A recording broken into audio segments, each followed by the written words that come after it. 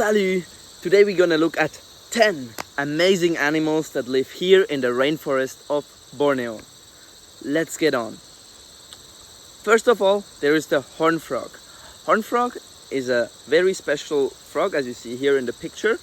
So it has like this crazy eyelids in some way, and what is really remarkable about it doesn't move. If you pick it up, it relies completely on its camouflage because it is so well hidden from other predators. So actually it won't jump away like other frogs. The second one we're going to talk about is about the monitor lizard. Looks very, very dangerous, but actually it's just going to defend itself when it needs to. What it's going to do then, it's going to wiggle its tail and going to try to slap you. So yeah, don't mind about that. What is dangerous is the Komodo dragon. It's another type of monitor lizard which lives on the island of Komodo, as the name says. This one has also been reported to eat babies, and eats buffaloes. So this one is quite dangerous, but don't confuse the two. That's a monitor lizard and there's the Komodo dragon. The third one I want to show and talk about is the stick insect. This one also likes to camouflage itself. Usually it's just chilling on a leaf and pretends to be a stick, as the name says. So as you see here, this is a very rare species, only living on the mountain here in the national park of Tawau Hills. So in the region of Borneo I'm at. Oh, it has like this purple and green colors, very special and also quite big actually. So very remarkable animal, and yeah, it camouflage itself very well. The fourth one I want to talk about is the slow loris. Slow loris because it's slow. It moves very slow and is a mammal. It's actually the only poisonous mammal that exists. That means if you eat it, you're gonna die. So yeah, that's about it.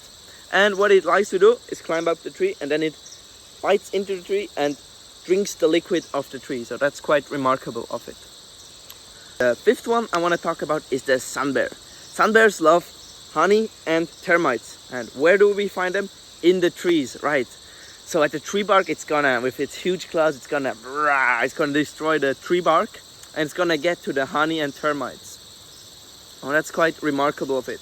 It also just likes to chill sometimes, as you see here in the picture. So almost like humans who just like to relax sometimes. Just keep your head down.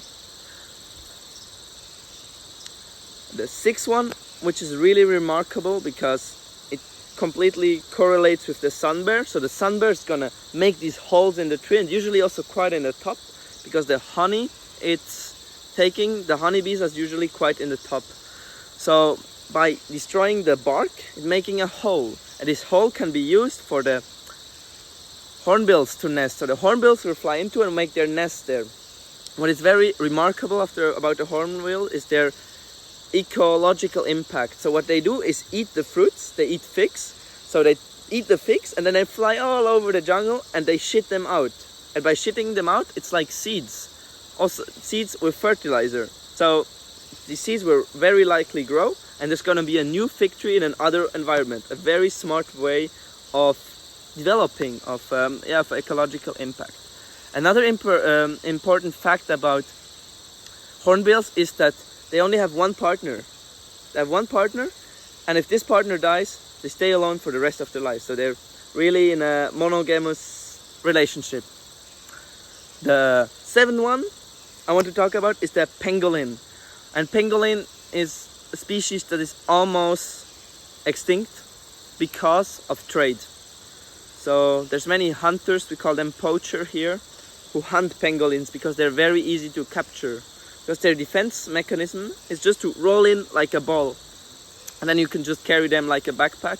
And they're used for Chinese medicine because they're die Schuppen, like their outside is used for Chinese medicine, and that's why it's a big flourishing market, black market. And yeah, we really have to give out all to educate people so they don't just deport them, because otherwise they're gonna go extinct. The eighth animal I want to talk about are elephants. Elephants here are very remarkable. They're just quite small, but they've a impressive hierarchy because the females are actually the leader. They live in matriarchal group. So the females are the leaders. They bring up the small bulls, and if they're big bulls, so the males, the male bulls usually go out of the group. So they usually are alone and search for new mates. So that's quite interesting to know about elephants. And what is also quite remarkable is that they love palm oil plantation, because they love the dead palms to eat them. So another thing I guess you didn't know before. Oh, and another amazing fact is, to keep parasites away, guess what they do? They put mud all over themselves to keep away of parasites. We get to the 9th animal. This time we talk about a very, very famous one, the viper. I've had the luck to see 1 or 2 now here on my night walks, and yeah, it was remarkable. Just had to stay away because they are venomous. Also, another thing I want to mention, venomous and poisonous is not the same thing. Venomous is something bites you, like really goes into your skin, and then you get poisoned. Then it's venomous. Poisonous means if it gets on your skin. So like maybe you had this feeling when you were in the forest and something started to itch you. So that's poison. That's not venom. So venom is really into your body. That's important to mention. Yeah, what is amazing about vipers, they have a heat-sensitive organ in their nostrils, so they detect heat, so they can jump at their prey to get it. And what also remarkable is that the female viper is actually bigger than the male viper, so the female viper is bigger. Yeah, that's it. And to recognize it, it's like the very special head shape. There's the pit viper, which has this quadratical head shape, which is quite unique to it. Oh, an extra for you. Before we get to the 10th animal, I want to say something about figs, because figs have a huge importance here in the rainforest. It's the most important fruit, because there are different type of figs actually, and I really want to mention them. So there's the earth figs. They grow under the earth, so that's crazy. They nourish all the ground animals like monkeys, like slow lories, like a mouse deer or rats, so they can eat the fruits that are in the ground. And there are different kind of trees also. I just mentioned the 3 most standardized. There's the lone standing tree, quite classical tree as you know in your garden. Then there is the climber tree. The climber tree goes on an existing tree and climbs on the side to get to the top, to get to the precious sunlight to do photosynthesis and to start building fruit. So it uses another tree as a host to go up and build their fruit. The strangler tree, the 3rd one, is quite similar, but it also uses a host tree to get up, but after that it's going to strangle them, as I said before, so it's a strangler fig. So actually it uses the host tree and then it's gonna kill it. It's like a parasite. Yeah, that's about it, because now we're gonna get to the 10th animal. That's the orang-utan. I think you've all been waiting for this one, right? So orang-utan means in Malay, so the traditional language here means orang, means human, and utan means forest human, because he looks like that in some way. And they're very remarkable animals, very smart. They can learn a lot of things. They learn from their mom usually. They have extremely long arms and they can climb everywhere, so they swing very elegantly through the woods. What is also good to know is that they build nests actually. They build nests in the forest and then they sleep in there in the night like humans. So they have very human-like behavior.